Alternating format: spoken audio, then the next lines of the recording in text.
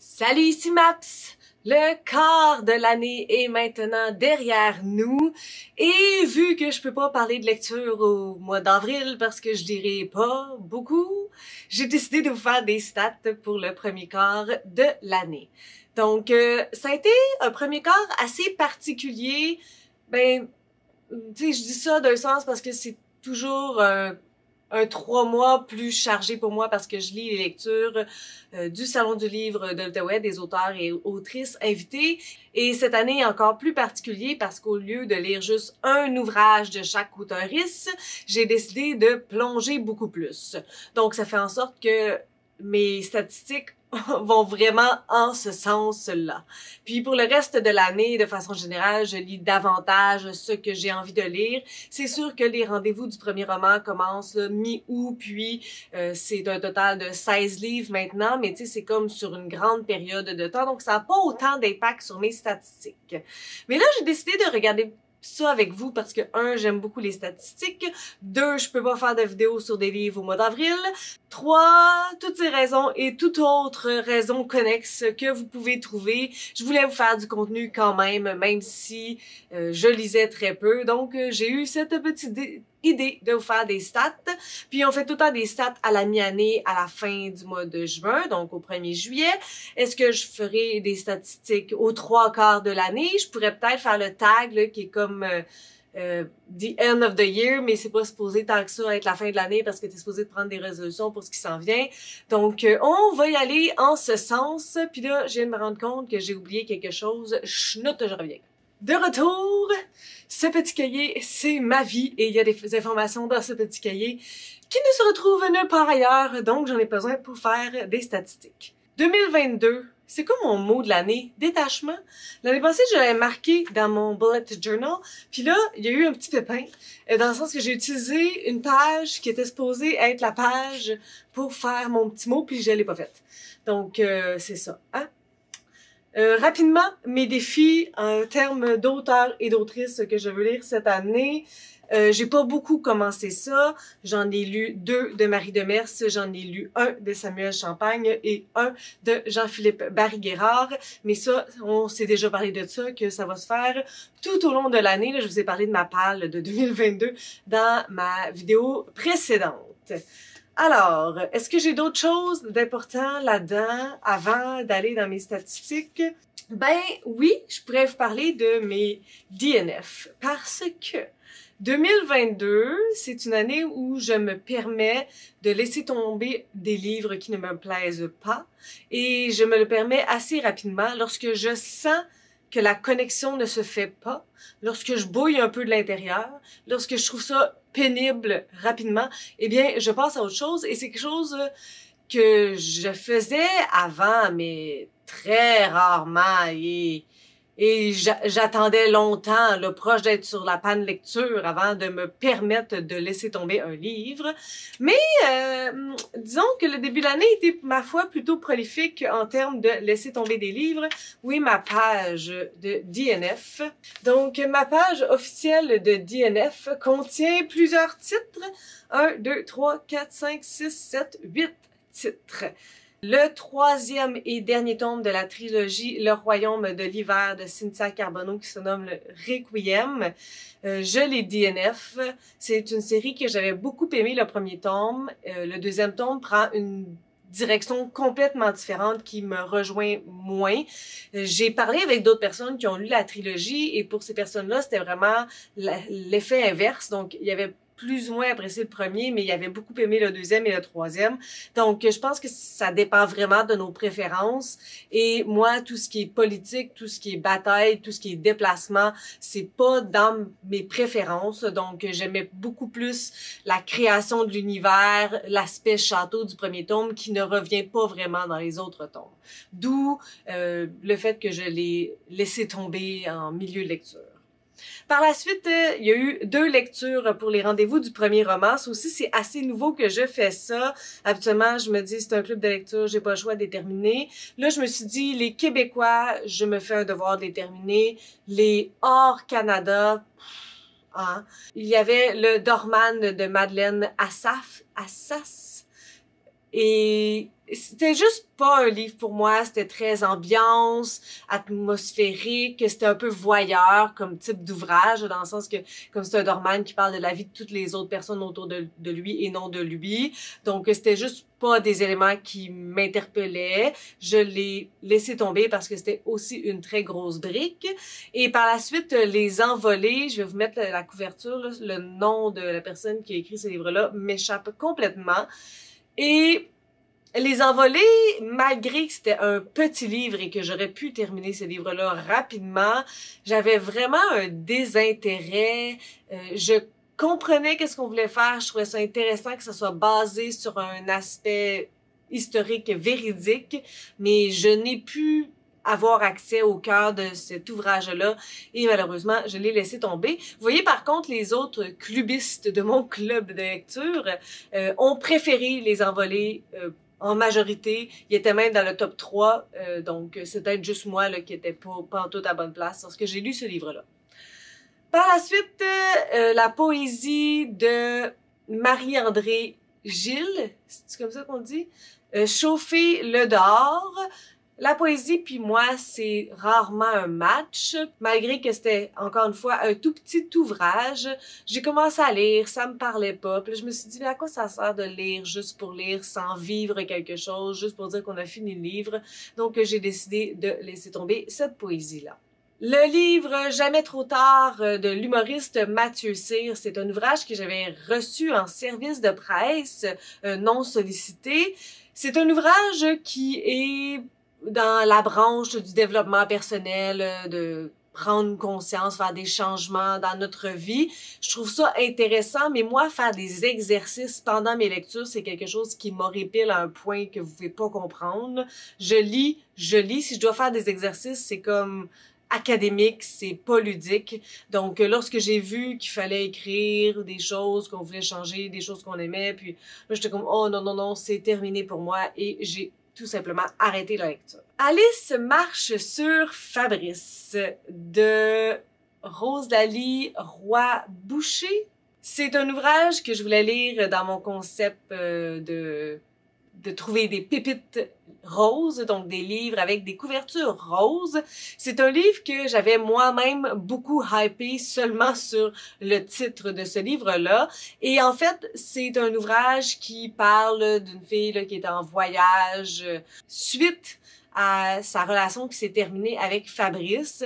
Et moi, ces aspects-là de voyage, ça fonctionne très rarement pour moi. Puis là, c'était comme un voyage psychologique, mental et un voyage physique. Puis j'ai quand même lu une bonne partie, mais il y avait des moments que j'étais juste tannée, donc je l'ai laissé tomber. Ah, il est ici! L'ami de cœur de Liz Young, qui était en fait un livre qu'on avait échangé là, une fois avec Booktube Québec. Je pense que j'avais pris de la bibliothèque de Daphné. On faisait des échanges de livres qu'on ne voulait plus, là, qui n'étaient pas nécessairement on pense que telle personne va l'aimer, c'était au grand public, si tu le veux, tu le prends. J'ai pas lu beaucoup. J'ai lu une page et je me suis rendu compte immédiatement que ça ne serait pas pour moi. Faut dire que ça fait quand même 2 ans depuis la dernière fois, la fois que je l'ai pris et qu'on a fait l'échange. Mais en lisant le 4e de couverture, j'étais, ma foi, très peu vendu aussi, donc j'ai pas pris plus de chance que ça. J'ai lu une page, ça me plaisait vraiment pas, j'avais les yeux qui avaient roulé une couple de fois, j'ai décidé de l'arrêter.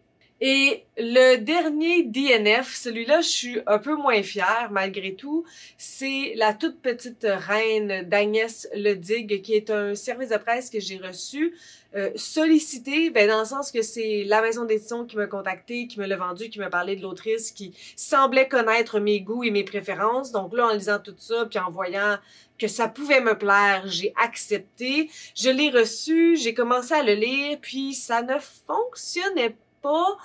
Entre autres, à cause de l'écriture, il y avait aussi des petits détails. J'embarquais pas dans l'histoire. Il y avait beaucoup de personnages au début.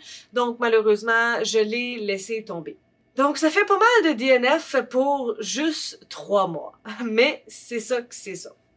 Pour ce qui est des séries, avant de rentrer dans les statistiques, j'ai pas été super sage, mais c'est pas la catastrophe non plus. Donc, ça a l'air de ça, quand même.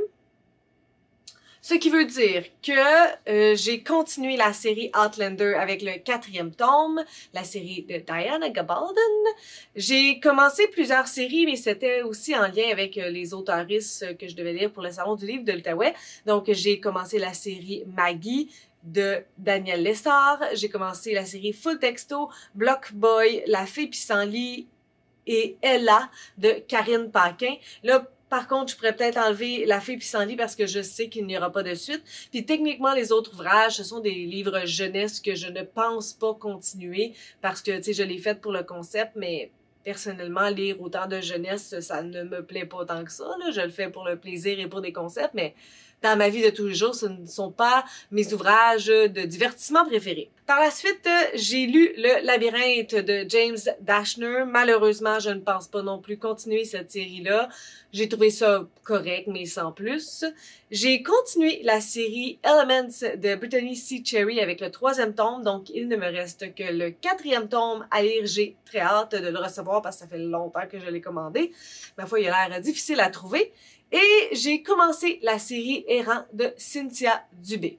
Là, j'ai fait un remaniement dans mes bibliothèques, puis il y a des livres en haut, fait que je vais mettre des illustrations ici, les pages couverture, puis ça va être ça. Donc, ça veut dire que j'ai commencé 1, 2, 3, 4, 5, 6, 7 séries. J'en ai continué 2, j'en ai terminé aucune. Mais bon, comme je vous disais, il y en a beaucoup là-dedans que je ne compte pas continuer, donc probablement que ça fera pas partie de mon total de livres ajouter dans les séries à continuer. Ouh, cette phrase-là était boiteuse. Et depuis le début de l'année, si je veux parler de services de presse, j'en ai reçu 3. En fait, j'ai reçu les 2 tomes de la série Errant. Donc, j'en ai lu, pour l'instant, j'ai lu le 1er tome, je vais lire le 2e tome éventuellement. Et j'ai reçu La toute petite reine que j'ai décidé de ne pas terminer. Malgré tout, dans toutes mes DNF, c'est peut-être celui-là que je me dis que je reprendrai un jour. On va peut-être y donner une 2e chance dans la 2e partie de 2022. Peut-être, tu sais, juillet, août, lorsque j'ai plus la tête à ça. Ça pourrait être une bonne possibilité. Puis là, on verra si vraiment il y a juste pas de chimie entre nous deux. Il y a eu 8 DNF. Parlons maintenant de chiffres positifs. J'ai lu un total de 40 livres en 3 mois. Faut dire qu'il y avait quand même une coupe de romans graphiques, de livres jeunesse. Surtout dans le mois de janvier, j'ai clenché là-dedans, puis c'est ça que je devais lire. Donc, ça a aidé un petit peu la moyenne. Si vous regardez sur mon Goodreads, les chiffres ne sont pas les mêmes. Il y a beaucoup d'ouvrages que j'ai lus qui sont pas très jeunes. Ils ne se retrouvaient pas sur Goodreads. Donc, c'est ma tablette que les chiffres les plus accurate, véridiques, précis. Donc, 40 livres lus en 3 mois, ça se sépare en 20 livres au mois de janvier, 10 livres au mois de février et 10 livres au mois de mars. J'ai pas nécessairement calculé le nombre de coups de cœur, mais rapidement, je sais que mon meilleur mois de lecture a vraiment été janvier. Février-mars, ça n'a pas été des lectures nécessairement terribles, mais au prorata et à la qualité de ce que je me souviens, c'est vraiment le mois de janvier qui se distingue en termes de bonne lecture. Et c'est quelque chose qui revient très souvent, étrangement. Je sais pas si je favorise des lectures qui vont plus me plaire au mois de janvier, si c'est juste... ça arrive comme ça, le hasard, mais ça arrive comme ça souvent. Donc, 40 livres pour un total de nombre de pages de 9188 pages. 4747 pages au mois de janvier, 2184 pages au mois de février et 2257 pages au mois de mars. On se fera pas un roulement de tambour pour le format des livres lus, c'est 100% des livres en papier. Public cible, une grande majorité de livres adultes, pour la précision 85% de livres adultes lus, 7,5% de young adult, 5% de jeunesse, et ça c'est quand même surprenant, mais c'est vraiment à cause de mes lectures de Karine Paquin pour le Salon du livre de l'Outaouais. Donc, si il n'y avait pas eu ce concept-là, je n'aurais pas lu ces livres jeunesse-là. Et il en manque aussi des livres dans tout ce que j'ai lu. J'ai enlevé les livres qui se sont lus en 30 minutes, les livres vraiment trop jeunesse, là.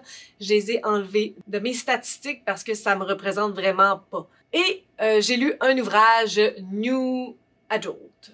Pour ce qui est des genres littéraires, là, je sais qu'il y a comme un mélange entre genre et j'ai le mot format en tête, mais comme structure. Ça adonne comme ça parce qu'habituellement, je fais pas des statistiques de quart d'année, j'en fais juste à la mi-année. Et donc, ça se perd un peu au travers de toutes les lectures que j'ai faites, puis ça ressort pas aussi fort. Mais vous allez comprendre, on va regarder ça. Donc, c'est sûr que c'est le contemporain qui est en premier, avec 25% seulement de mes lectures. Donc, vous voyez qu'il y a vraiment beaucoup d'autres choses par mes lectures obligatoires, entre guillemets. Ce que je vous disais qui est pas un genre, mais en tout cas, la façon que le document Excel est organisé, il fait partie de ces genres-là, mais je sais que c'est une erreur. Ce sont les romans graphiques, parce qu'on peut avoir des romans graphiques de contemporains, des romans graphiques de science-fiction, de fantasy, tout ça, tu sais, ça n'a pas de lien avec le genre. J'ai le mot format en tête, mais je pense pas non plus que c'est adéquat. En tout cas, c'est parce que j'ai lu beaucoup de romans graphiques de Christian Kennel, donc ça arrive en deuxième position avec 15%. Et en troisième position, on arrive avec de la non-fiction avec 12,5%. Ça aussi, c'est quand même surprenant. J'ai pas l'impression d'avoir lu tant de non-fiction. Autre statistique un peu étrange, c'est la couleur des couvertures. Donc, on retrouve en première place le bleu avec 27,5%. Donc ça, c'est quand même habituel. Mais tu sais, absolument, j'ai un trio, hein, bleu, blanc, noir. C'est pas le blanc qui est en deuxième position, c'est le gris avec 15%. Et en troisième position, on a un ex-aequo entre deux couleurs qui ne sont habituellement pas du palmarès, soit le rose et le vert, ex-aequo, avec 12,5%. Et absence totale de noir dans mes statistiques, c'est troublant. Le blanc est là, mais il est juste pas en top 3. Allons-y rapidement pour les dates de publication. Donc, en première position, c'est 2021 qui gagne, avec un total de 22,5% de toutes mes lectures. 2017 en deuxième position avec 12,5% et 2019 avec 10%. Allons-y avec le volet auteuriste. Donc, genre des auteuristes, rien de surprenant encore ici, 57,5% en majorité de femmes. Ce qui fait en sorte qu'il y a 35% d'hommes, et vu que j'ai lu beaucoup de collectifs, il y a une catégorie mixte, donc 7,5% des deux ensemble. À 82,5%, les auteuristes que j'ai lus proviennent du Québec, sont nés au Québec. Parce que j'ai une catégorie qui fait distinction entre ceux qui vivent actuellement au Québec et ceux qui sont nés au Québec. Tu sais, il y a des personnes qui sont nées à l'extérieur du Québec et maintenant qui vivent au Québec. Mais en fait, pour l'instant, les statistiques sont très similaires l'un et l'autre. Donc, on a 82,5% au Québec qui vivent, mais on a 82,5% qui sont nés aussi. Donc, c'est la même statistique. Ce qui diffère un petit peu par la suite, c'est l'Europe avec 10% et les États-Unis avec 7,5%, tandis que dans l'autre statistique, c'était simplement oui ou non. Donc, 17,5% qui ne proviennent pas du Québec. J'espère que c'était clair. En tout cas, c'est pas une grosse donnée super importante. D'où proviennent mes livres? 75% ont été empruntés. Hein, on n'y échappe pas. J'ai la maladie de l'emprunt. Mais malgré tout, 75%, c'est quand même beaucoup plus bas que ce que j'avais dans les dernières années. Ça donne quand même un 25% qui provient de ma bibliothèque, 20% directement de ma bibliothèque que j'ai acheté ou que j'ai reçu et 5% de services de presse. Donc, ça va bien, je continue dans cette veine. Pour ce qui est des auteuristes, est-ce qu'ils sont nouveaux ou nouvelles? Est-ce que c'est la première fois que je les lis? Donc, en majorité, 55% que ce n'était pas des nouveaux auteurs dans ma vie. 32,5% que oui. Et il y a un 12,5% qui est mixte, encore une fois, à cause des collectifs de nouvelles où j'ai lu certains auteuristes et d'autres que je n'ai pas lus. Pour ce qui est de la communauté LGBTQIA2SP+, malheureusement, c'est pas fort encore.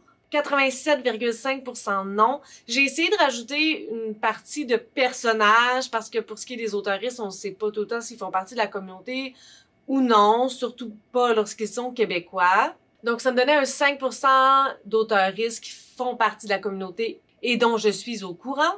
Et 7,5% où il y avait au moins un personnage principal ou secondaire, mais tu sais qu'on voyait assez souvent, qui faisait partie de la communauté. Toujours aussi désespérant pour ce qui est des auteuristes BIPOC, donc 90% non. 7,5% oui, puis un petit côté mix à cause des collectifs de nouvelles pour un petit 2,5%. Les 3 maisons d'édition dont j'ai lu le plus d'ouvrages, c'est avec un total de 3 livres pour les 3 maisons d'édition. Donc, on a Librex, Québec Amérique et Pierre Tisser. Et pour ce qui est des autoristes les plus lus, ben là, c'est un petit peu biaisé encore une fois avec mon histoire du Salon du livre de l'Outaouais. Donc, il y a 5 ouvrages pour Christian Kennel. Il y en aurait probablement plus pour Karine Paquin parce que j'en ai lu plus, mais c'est pas ça que j'ai gardé dans mes statistiques. J'ai lu 4 collectifs, là, ça rentre tout dans la même catégorie. Et 3 ouvrages pour Daniel Lessard et Karine Paquin. Et finalement, ben, je vais vous faire un top 4 de mes meilleures lectures de l'année. Vu que j'en ai lu 40, j'ai le droit d'en choisir 4. Si habituellement, je fais un top 10 pour 100 livres. Après mûre réflexion, je vais faire un top 3. Parce que sinon, c'est trop compliqué de déterminer. Je vous dirais 3 gros coups de cœur. En premier, je vous parlerai de Réponds à la lumière d'Emma L. Maré. J'en ai parlé dans une vidéo et c'est un ouvrage qui m'obsède encore vraiment beaucoup. Donc, il fait partie de mon top 3 des 3 premiers mois. Ah, c'est bon, un livre par mois. Le deuxième, c'est Mukbang de Fanny Demeule. J'ai une obsession à propos de Fanny Demeule ces derniers temps. Je lis des collectifs de nouvelles où il y a ses œuvres et elle se distingue à toutes les fois. Ça devient vraiment une de mes autrices préférées.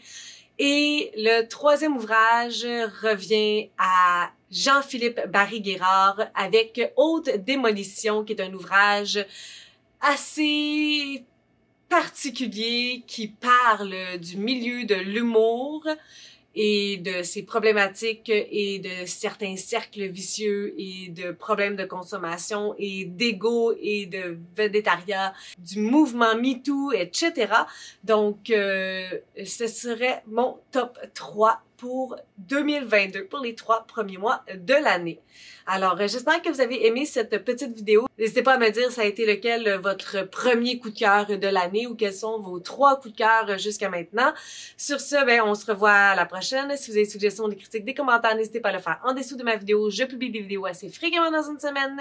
Si vous avez aimé cette vidéo, n'hésitez pas à mettre un petit pouce et à vous inscrire à ma chaîne. Sur ce, je vous souhaite de bonnes lectures.